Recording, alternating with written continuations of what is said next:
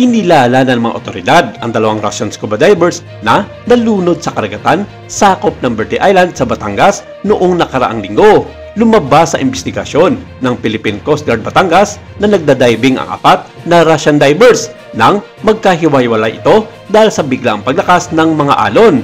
Naitakbo pa umano sa paggamutan ang unang Russian pero idineklara na itong dead on arrival.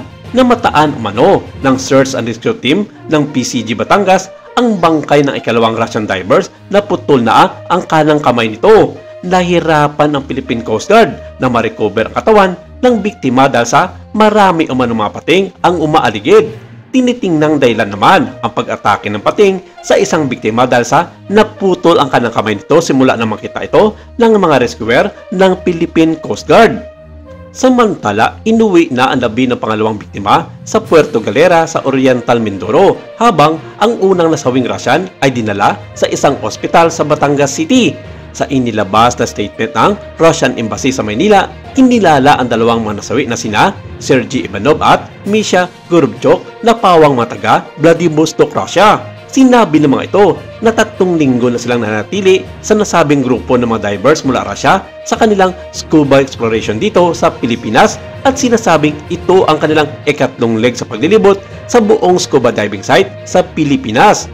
Una umanong pinuntahan ng dalawang nasawing Russian divers ang Dawin sa Negros Oriental at Malapascua sa Cebu bago ito tumungo ng Batangas. Hindi naman raw bago ang mga ito pagdating sa pagdalangoy dahil pawang mga professional divers na raw mga ito ng mahigit sa 5 taon. Ang mga nasabing diving site sa Pilipinas ay hindi naman raw bago sa mga nasabing grupo ng mga divers mula Russia dahil halos taon-taon naman dinadayo ng mga ito para sa kanilang yearly scuba diving projects sa kanilang mga ginagawang proyekto sa kanilang bansa na Russia. Ayon pa sa Embahada ng Russia sa Maynila na ipagbigay alam na rin nila sa mga kaanak ng mga biktima ang nangyaring insidente sa dalawang scuba divers.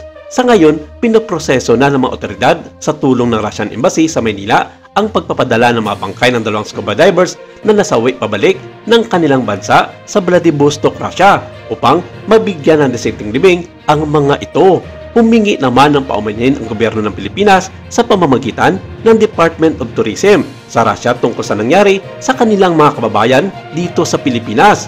At sinabi ng tagapagsalita ng Embahada ng Russia na wala namang may gumusto sa nangyari at isa lamang itong insidente gawa ng kalikasan.